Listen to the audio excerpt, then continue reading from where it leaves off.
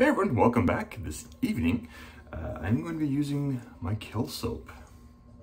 And that is none other than Talbot's Mont. You can see that's what's the kill soap. I got this brand new when it was shortly after it was released. A friend of mine sent this to me, and I've used it off and on for the past 3 years, I guess it's been now. Really great scent on this. It is rosemary and lavender, and I don't think it's been made since that initial release. I know Talbot has updated their base since the release of that soap, so I have no idea what base this is in, but it is still fantastic. Now, the brush this evening is going to be the Omega Evo. Of course, the lavender's been whipped up in the copper cabbage choice bowl. The razor is going to be the almighty Weck, with a, I think there's a Diane blade in here. Not 100% sure, it's not a Kismet, but it does have the edges kind of been muted a little bit, or are muted on these blades. So not nearly as pointy and 90-degree angly as the Persona hair shapers that I use in my Dovo.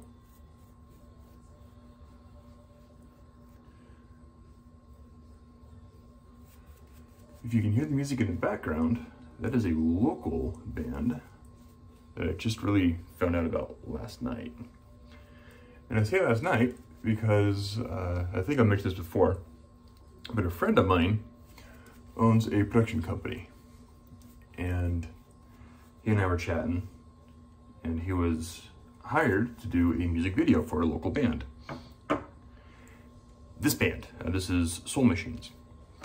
And so I went down Monday and kind of helped pre-light the main area where the majority of the shoot was going to take place. So I did that Monday. It was a really late night.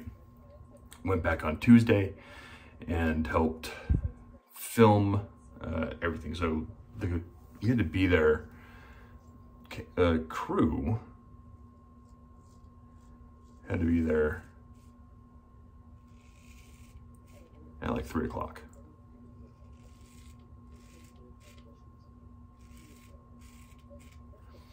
So I got down there,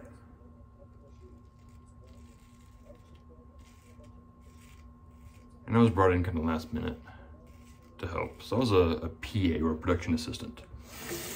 Basically the go for lowest man on the totem pole in any production is the PA. So I was doing that yesterday. So I get there, and the first thing that I was asked to do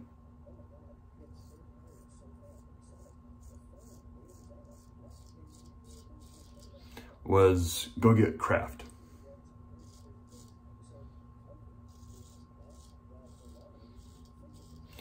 For those that are not familiar with the film industry, or if you don't pay attention to credits at the end of movies, TV, whatever, you'll see craft services.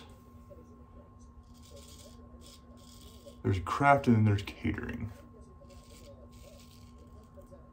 So craft is basically a huge snack table set up with that anyone can go in and get food at any time. I'm sure you've seen like Family Guy.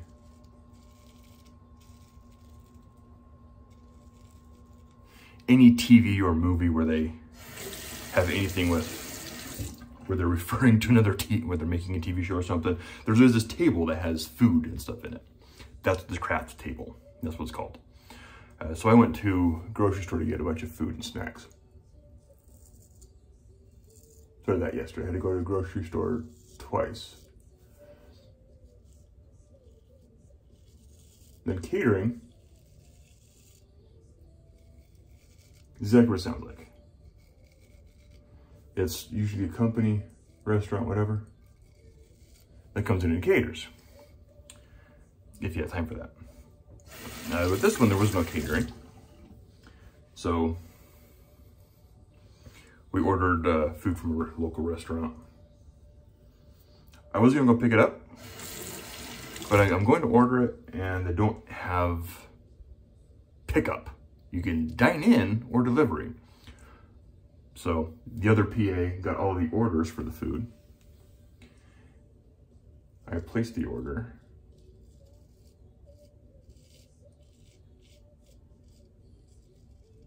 And I was gonna go pick it up, but they wouldn't let me pick it up.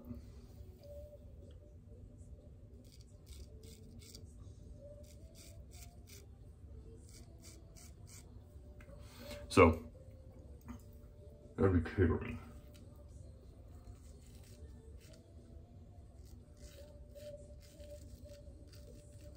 I think this would be a little bit more hydrated. But I was thinking the other night, you know, in my first career out of college, PA to me then meant pharmacy assistant. They're the ones that go and run around the medications, drop it off. If you go to, or like a pharmacy technician, sort of PA kind of a thing. Or physician's assistants is another one that I thought of. Then my last job, where then PA came to mean pharmacy assistant, or not pharmacy, pathologist's assistant. They're the ones that look at the large specimens and cut it up and describe it, and they do those kind of things.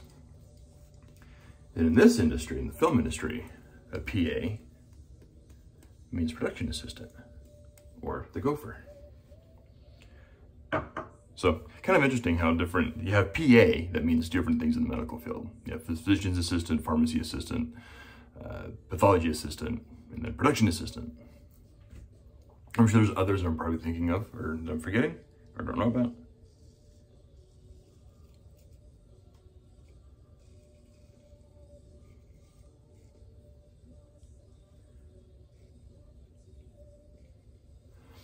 But I was a PA last night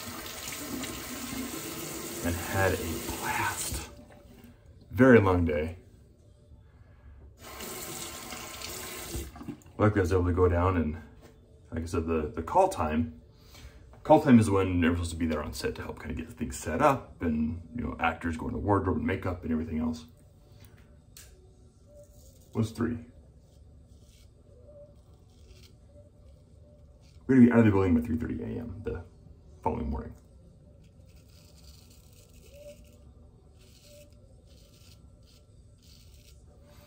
And then you take your break after a typical day on set or on film. 12 hours is pretty much standard if you're working with adults. Because you have setup, you have makeup, you gotta do wardrobe and everything else, you gotta dress the set. Dressing the set is getting everything set up, you know, putting things into place, like couches, putting the wall hangings on things. If you have a table, putting those kind of things on the table, putting the tables in place, tablecloths, putting everything on the table. So anything you see that's not basically the walls of the set or the building or room in which it is being filmed has to be dressed. So part of that is dressing the set. You have to do lighting and all that stuff. So we were doing that, and, you know, the band is in wardrobe and makeup, and then we had, because of the type of music or the feel they wanted to go with for the music video, was 1920s noir. So the band's in like this 1920s style outfit. The male members are in suits and bowler hats and derbies, and the singer is female, and she was in this really cool 1920s style dress. They brought in some swing dancers. They were all in like zoot suits, and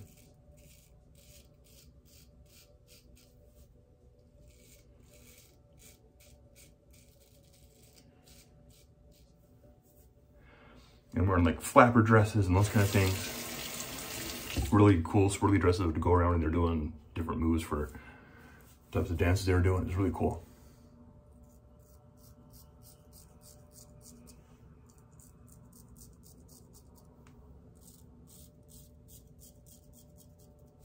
And the band brought in a bunch of friends wearing like flapper outfits and everything else to be extras.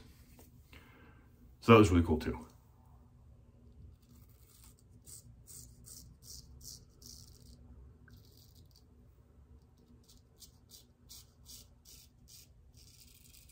The director is a good friend of mine that I've met through the producer.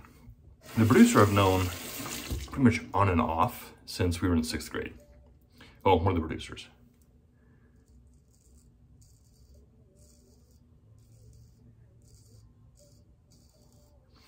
But his business partner was a director on this one.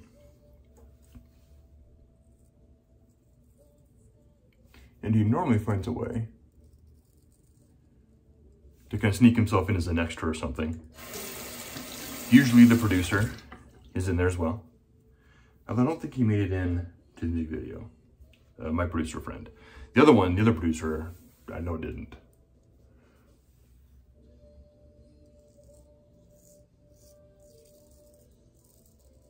But it's not uncommon for them to put in crew members as well. There was one scene last night that they were filming. There's a balcony in this ballroom as well. So the band was on stage. You had the bunch of people down, listening to the band, and then someone was looking down from the balcony. So they were filming from there. So I was in that scene. You could see I was wearing my bowler hat and a trench coat. If that makes it in there, I'll be in that scene. And then there's going to be maybe a couple scenes in a kitchen where there's people being chased through the kitchen. And the last minute was like the last thing we shot. They had to do 3 different scenes in this kitchen.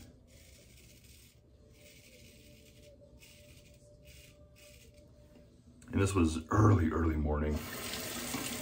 We had like half an hour left to film before I had to start wrapping and picking everything up and going.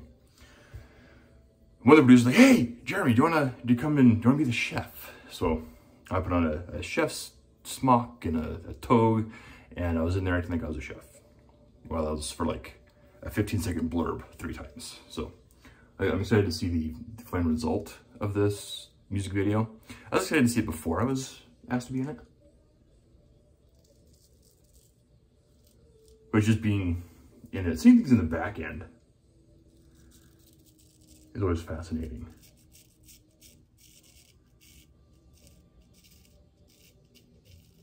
You know, having the singer on stage, concentrating on her, you had to shoot that from the side and from the front, and then you had to get, because of how the band sits, or they normally sit up when they play, we had to get the bass player on there so we can have him in the background, even though we were concentrating mostly on the lead singer. Then you had to get the bass player up there and have him go through the song a couple times, and you had to do the drummer so you could shoot him from face on, and the guitar player, and we're doing this thing numerous times.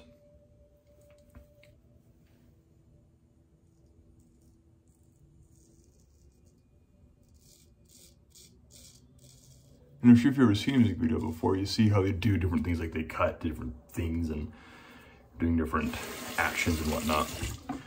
The band is never actually be playing the music. Maybe the drummer, because, you know, they're actually hitting the skins.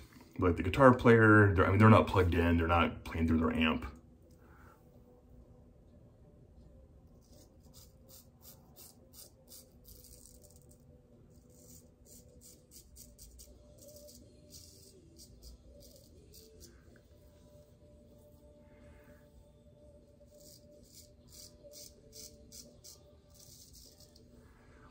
The singer, I mean, she sang a little bit last night, but you couldn't hear because they had the actual track was being played over a speaker that was loud enough for them to hear, so they could perform to the music.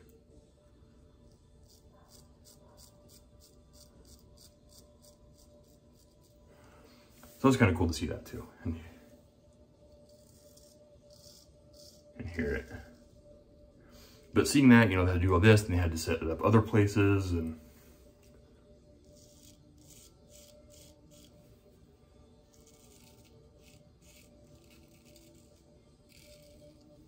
So when you're doing a video, you don't record sound. Because the sound is going to be the actual song that's being played for that video that's being recorded. And that's going to be put in during post-production.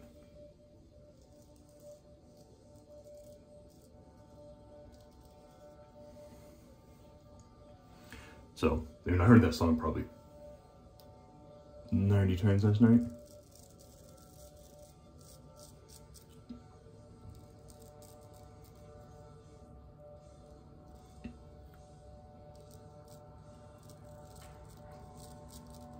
Or more.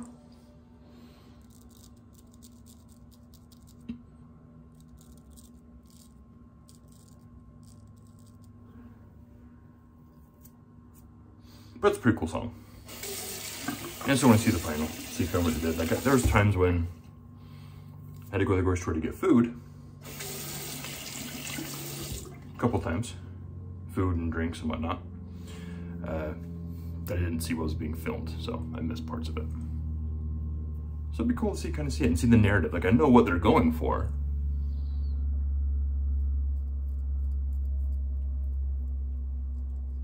As far as the narrative is concerned, but, you know, seeing the whole big picture, the band on stage or whatever, but you don't know what the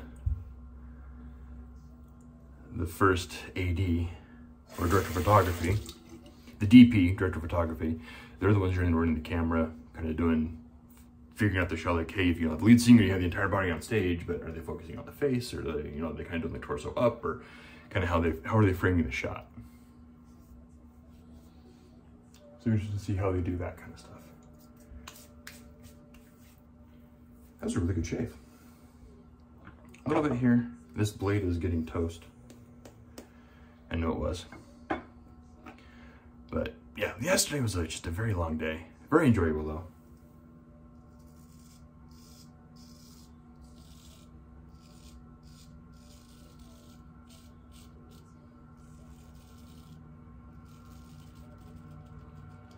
Very glad I was able to go down, help out my buddy.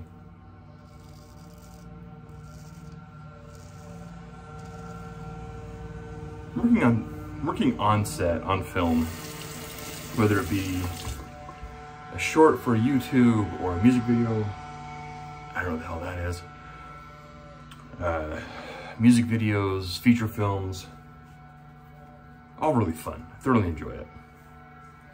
Had I known when I was younger that you actually could go to, you know, film school to learn how to do those kind of things, probably would have gone that route. But I didn't know.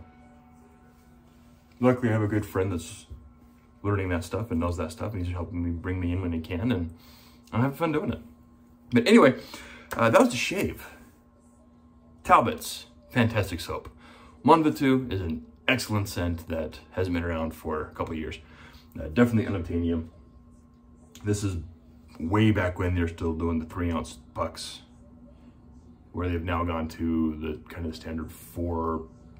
I can't remember their tubs are now, but that is the 3-ounce old Talbot.